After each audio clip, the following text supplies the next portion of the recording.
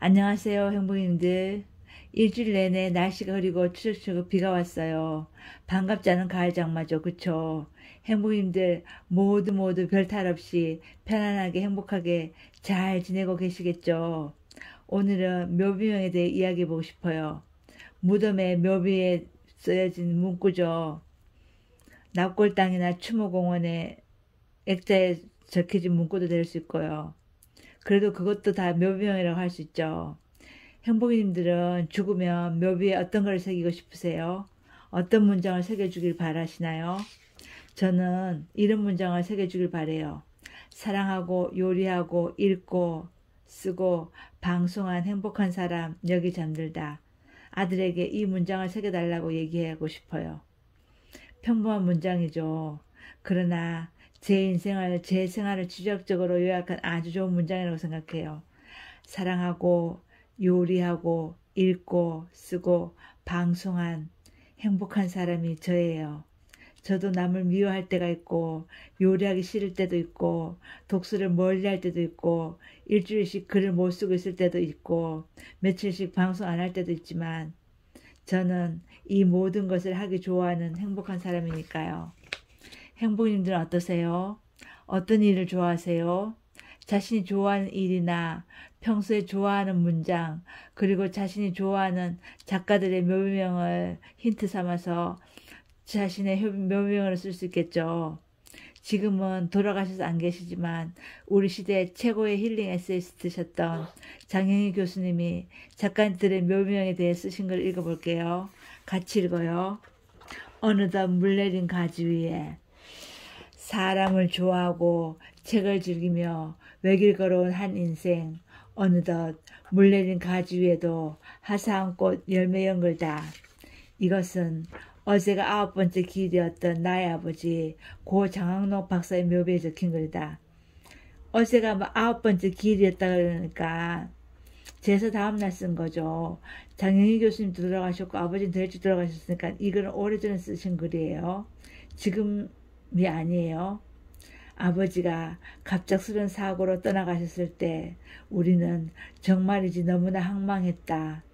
통일이 되면 고향에 묻히시겠다고 묘지를 준비하지 않으셨던 아버지를 아무런 연고도 없는 천안에 모시고 생전에 못한 효가 억울해 이 세상에서 제일 멋진 묘비문을 새겨드리고 싶었지만 아버지의 문제를 물려받지 못한 자식들이 할 수 있는 일이라곤 아버지께서 한각 기념 논문집에 직접 쓰셨던 글을 새기는 것뿐이었다. 여기에 문제를 물려받지 못했다 그러잖아요. 아버지의 문제를 물려받지 못했는데 문제는 문학적인 재능이에요. 그러니까 아버지는 문학적인 재능이 있으셨는데 자식들은 문학적인 재능이 없다는 거예요. 외국 문학을 전공하는 사람들은 외국에 나갈 때 자신이 전공하는 작가들의 묘지를 찾는 일이 많다. 아버지도 해외에 나가시면 늘 작가들의 묘지를 찾아 사진을 찍곤 하셨고 지금도 아버지의 방에는 섹스피어 묘비의 탁본이 걸려있다. 섹스피어 묘지의 묘비명은 이렇게 적혀있대요. 누구든 이 돌을 건드리지 않는 자는 축복받으리요. 내 뼈를 옮기는 자는 저주받으리라. 섹스피어의 묘비명 치고 좀 우리가 섹스피어답지 않다고 생각하죠. 그런데 이 묘비명은 섹스피어가 안 썼을 수도 있대요.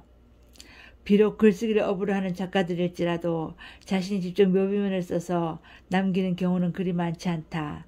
서머셋 모험은 달과 6펜슬을 쓴 서머셋 모험이에요. 서머셋 모험은 신문사에 부탁해서 인사하기 전에 자신의 사망 기사를 교정했다고 한다. 보고 난 후 의미는 명확하나 내가 생각한 절반만큼도 따뜻하지 못한 부음 기사라고 평했다. 작가 스스로가 쓴 묘비문으로 가장 유명한 것은 보물섬의 작가 로버트 루이스 스티븐슨의 시다. 말년에 사모아 섬에서 원주민들과 함께 미국과 유럽의 제국주의에 대항해 싸웠던 그가 죽자 원주민들은 베아산 기슭을 따라 길을 닫고 스티븐슨을 하늘 가까운 산마루에 안장했다. 그리고 묘비에 다음과 같은 그의 시를 새겼다. 드넓은 별이 총총한 하늘 아래 무덤 하나 파고 나를 눕게 하소서. 바다에서 고향 찾은 선원처럼 산에서 고향 찾은 사냥꾼처럼 우리나라에는 괴상한 사람들이라는 제목으로 번역되었던 와인즈버그 오하이오의 작가 쇼드 앤더슨도 죽음이 아니라 삶이야말로 위대한 모험이다라는 말을 자신의 묘비문으로 남겼다. 문인들의 묘비는 사후에 그들이 생전에 남긴 작품에서 발췌해서 쓰는 경우가 많다. 예치의 묘비에는 삶에 그리고 죽음의 차가운 시선을 던지라 마부여 지나가라고 쓰여있고, 에밀리 드킨슨의 묘비에는 아주 짧게 돌아오라는 부름을 받다라고 적혀있다. 그런데 내가 개인적으로 가장 인상 깊게 읽은 묘비문은 언젠가 아버지가 쪽지에 적어 놓으셨던 웨스트민스터 사원에 묻힌 어느 성공의 주기의 글이다. 내가 젊고 자유로워서 무한한 상상력을 가졌을 때 나는 세상을 변화시키겠다는 꿈을 가졌었다. 좀 더 나이가 들고 지혜를 얻었을 때 나는 세상이 변하지 않으려는 걸 알았다. 그래서 나는 내가 살고 있는 나라를 변화시키겠다고 결심했다. 그러나 그건 역시 불가능한 일이었다.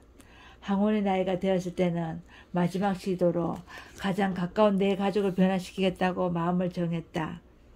그러나 아무도 달라지지 않았다.